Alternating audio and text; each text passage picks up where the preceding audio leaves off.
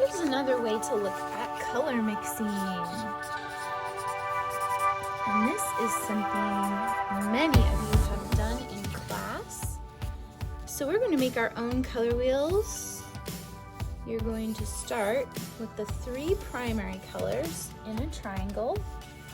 And I start with the 3 primary colors on my palette in a triangle. And what you will do is paint each one to start with. So let's go ahead and do that. Make sure you have water, a paper towel, an art smock, roll up your sleeves. And I like to start with yellow because it is the lightest in value. And it gets the dirtiest the quickest, so we have a nice pure yellow there. Then you're gonna need a clean brush. So yellow's at the top, dip my toes in blue, fill in blue, dip my toes in red. So here are my primary colors. You could even make yourself a little key down here at the bottom. Primary. And you would have to do this before you clean your brush. Just make yourself a little key here at the bottom. Okay, there are our primary colors. So we're missing a few colors from the rainbow. You can use whatever shape you want next. I think I will use a square in between each of the primary colors. And down here I'll do my key. In between each of the primary colors are 3 secondary colors, and this will round out our rainbow. A secondary color occurs when you mix 2 primary colors together. The trick is you will need less of a darker hue and more of a lighter hue to get a good balanced secondary color. So again, if you did the swatching, look at the range of oranges we could get. We are going for a middle range orange. Now you would think in your head, oh, that means equal parts red and yellow will get me a middle orange. But if you see over here, you might need a little more yellow to get that orange. And same with green, you might need a little more yellow to get the green you're looking for. So instead of mixing perfectly half and half, what you are going to do for each of your secondary colors is take a big glob of yellow. You're gonna want more yellow than your other primary colors, and put that big glob of yellow where your squares are, so in between your other 2 primary colors. And then just a tiny little dip of red. Mix that and see how it goes. You see how little I used there to get the secondary color of orange, and it still might be too dark once you get it all mixed. Although that's looking pretty good. If your orange is too dark, scoop up a little more yellow, mix it in. I think I'm really happy with that secondary color of orange. So would I put orange here? Yellow and blue make orange? Yellow and red make orange, so I'm going to put orange over here. And actually on the paper, that looks a little lighter than I'd like it, so I might mix a touch, just a tiny little touch more of red. I think I might want a darker orange on paper. Let's see. That's too dark, but closer. So I'm gonna wipe my brush off here, get a little bit more yellow. I might just mix it right on my paper, see what happens. Oh, much better. Okay, so I'm happy with that. You might have to do the same thing at home, just be patient. So my first secondary color is orange. So I'll add that down there while my brush is dirty. And let's do the same experiment over here with our other secondary color, the secondary color between yellow and blue. Blue is a highly saturated color, so you're going to need just a touch of it. I have blue on this brush already, just a little bit, so I'm gonna mix it over here without even putting more blue on my brush, and I might be happy with the green. It doesn't take much blue in your yellow, teeny tiny little bit. And that's why you all went home with a lot of yellow. I tried to send home, twice as much yellow. So again, check where your green goes. Yellow and blue primary colors create the secondary color of green. Yours might be slightly darker or slightly lighter, and you can fill it in down there too. All right, I like that. So we're missing one color from the rainbow, the secondary color of purple. Which of these two colors is darker in value? Ding! Blue is darker in value. So I'm gonna give myself a nice glob of red. We're gonna use more red because it's lighter, and then just dip tippy toes in the blue and see how that goes. Clearly, I did not have enough blue. Dip. It's always easier to add more than take away. Dip. Purple can be a tricky one, especially with these tempera paints. Purple can tend to look muddy, so I saved it for the end here so that you'd feel a little more confident in your mixing. Purple might take a little more time. Just trust your eye. You're gonna get a nice grape color, or eggplant color is what you're going for. Okay, let's see. Yeah, I like that. Okay, let's put that on our papers. Ooh, delightful. You could name each of these whatever you want to name them. I'm kind of into a food thing right now, so I'd probably name all mine after food. Now here's where it gets really exciting.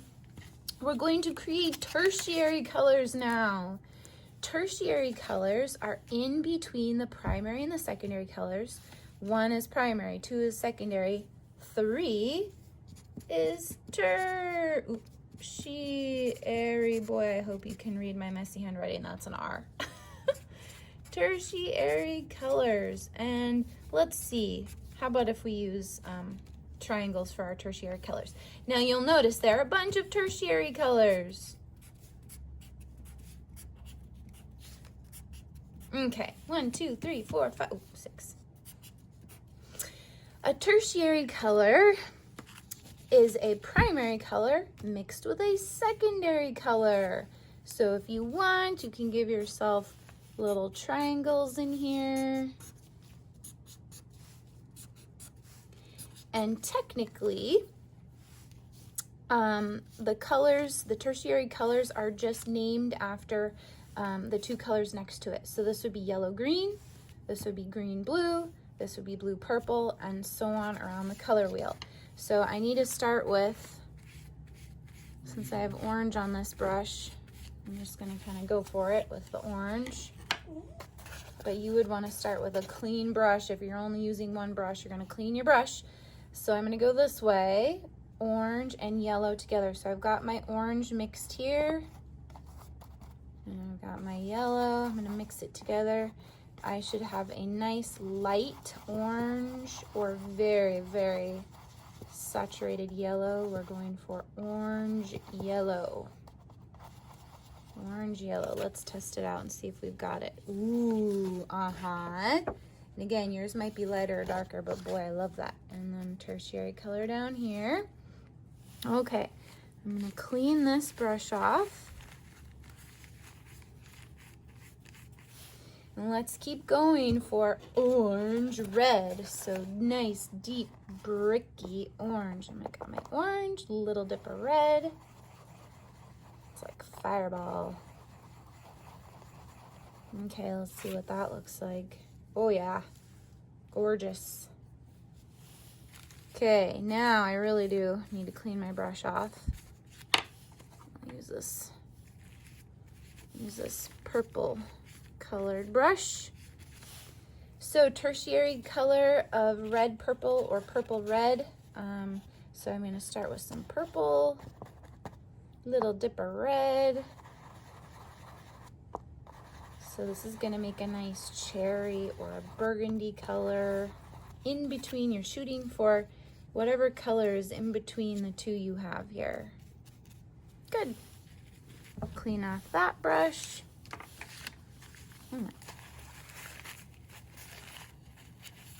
Use your water. If you only have one brush going, make sure you're cleaning your brush off in between or you will make brown. You're gonna make mud. So this is quite messy. In fact, let me show you how messy it is still. Just make sure you are cleaning and drying your brush off in between each one. This has a little purple on it, so I'm not worried because I'm mixing with purple. Purple, blue. So I've got purple over here, add a little blue to it. This is gonna make a nice indigo color. Think night sky color, blue, purple. Oh yeah. Okay, good. All right, over here, I need green, blue. I've got green on this brush, so that's fine. Green with a touch of blue should make a nice teal color.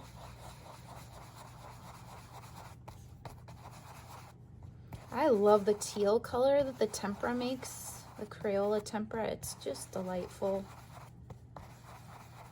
Very oceany.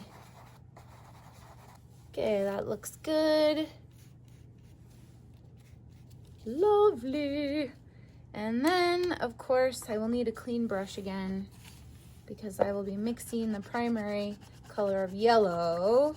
So I don't want any ickiness in my yellow. And the secondary color of green to get green yellow or yellow green.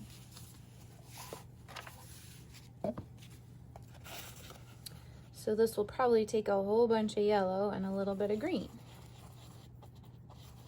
Going for a lime color just right in between the yellow you've created and, or excuse me, the green you've created and yellow. Look at that lovely little chartreuse color. And voila! Check it out. And then oftentimes you can experiment with neutrals. If we had better paints, I would teach you how to mix gray.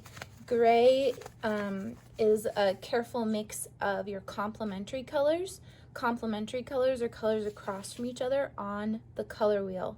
So for example, purple and yellow, the right combo of purple and yellow would make gray. The right combo or ratio of orange and blue would make gray.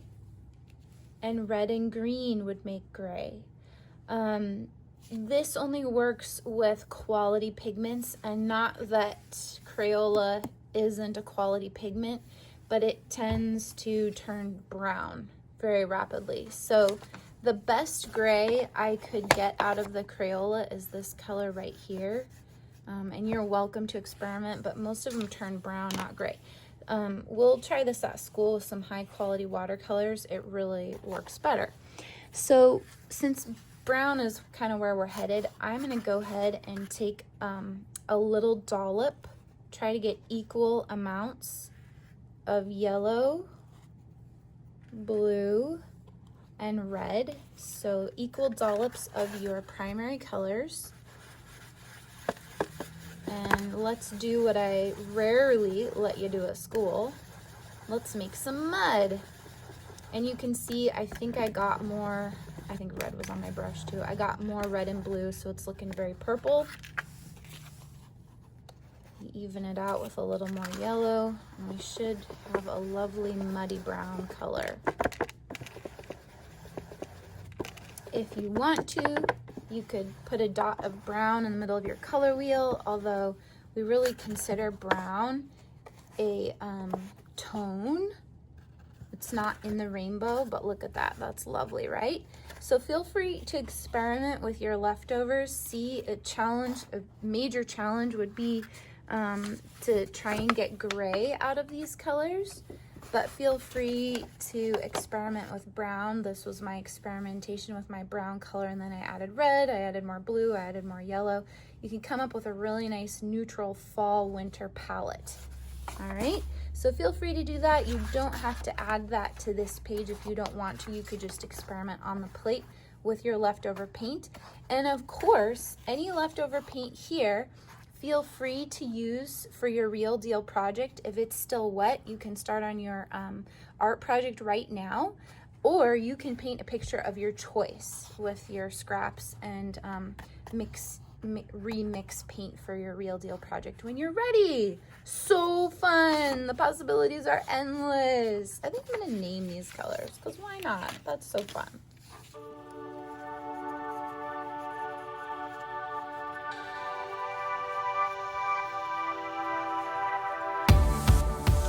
Your final assignment for color mixing is going to be to create a tertiary color of your choice and name it.